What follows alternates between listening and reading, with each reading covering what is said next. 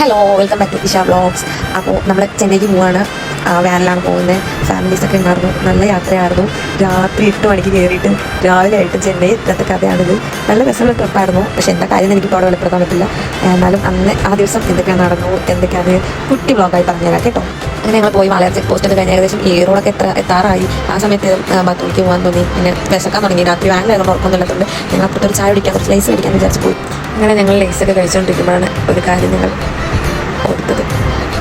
It was at this moment that he knew he fucked up. അതെ guys, നട്ടപ്പാതിര 1:30 സമയത്ത് ഞങ്ങളുടെ വണ്ടി ലൈറ്റ് വർക്കായില്ലോ. അതിൻ്റെ സന്തോഷത്തിൽ ലേസ് തിന്നു. ഒരു 1.5 മണിക്കൂറായി പിന്നെ അത് റെഡിയാക്കാൻ വേണ്ടിയിട്ട്. അങ്ങനെ റെഡിയായിട്ട് ഞങ്ങൾ രാവിലെ ഇപ്പോൾ ബാത്റൂമിൽ പോകാൻ ഈ സ്ഥലത്തെത്തി. ഏത് സ്ഥലമൊന്നും അറിയില്ല. പിന്നെ വണ്ടിയിൽ പോകുമ്പോൾ എൻ്റർടൈൻമെൻറ്റ് ചെയ്യാൻ ഇങ്ങനെ ഓരോരുത്തരുള്ളതുകൊണ്ട് ഒരു രസമാണല്ലോ. ആക്ച്വലി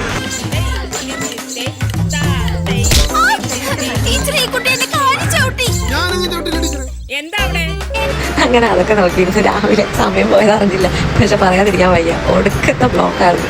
ഒടുക്കത്തെ എന്ന് പറഞ്ഞാൽ പറയാതിരിക്കാൻ പറ്റാത്ത അത്രയും ബ്ലോക്കായിരുന്നു പുറത്ത്. രാവിലെ ഇവിടുന്ന് രാത്രി 8 മണിക്ക് പുറപ്പെട്ട് ഞങ്ങൾ പിറ്റേ ദിവസം ഒരു 8 മണി 9 മണിക്കെങ്കിലും ചെന്നൈയിലെത്ത് വിചാരിച്ചെങ്കിലും സമയത്ത് എത്താൻ പറ്റില്ല. എത്തിയപ്പോൾ 11:30 കഴിഞ്ഞു. ചെന്നൈയിൽ എന്നെ കൂടുതൽ ആകർഷിച്ചത് ഈ മനുഷ്യൻ്റെ ഒരു പോസ്റ്ററുകളാണ്. ഈ മനുഷ്യൻ്റെ കടുത്ത ആരാധികയാണ് ഞാൻ. ഇയാളെ ഇങ്ങനെ അവിടെ കാണുമ്പോൾ എനിക്ക് എന്തെന്നില്ലാത്തൊരു സന്തോഷമാണ്. പറഞ്ഞറിയിക്കാൻ പറ്റാത്ത അത്രയും സന്തോഷം ഉണ്ടായിരുന്നു. അങ്ങനെ ഞങ്ങൾ പോയ കാര്യങ്ങളൊക്കെ ഏകദേശം കഴിഞ്ഞു. പിന്നെ ഞങ്ങൾ ഫ്രഷായി ഒന്ന് പുറത്തോട്ട് ഇറങ്ങാൻ പറഞ്ഞ് ഇറങ്ങി.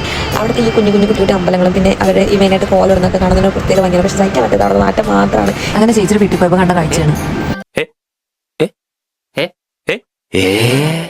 അങ്ങനെ ഫൈനലി ഞങ്ങൾ അവിടെ യാത്രയൊക്കെ പറഞ്ഞ അണ്ണനെ കൂടെ നോക്കി സംതൃപ്തി അടഞ്ഞ് ഞങ്ങൾ Tata bye bye good bye പറഞ്ഞ് ഇറങ്ങി ഗൈസ്. അത്രേ ഉള്ളൂ. ഇഷ്ടമായാൽ ലൈക്ക് ചെയ്യൂ, സബ്സ്ക്രൈബ് ചെയ്യൂ. അടുത്ത വീണ്ടും വരാം.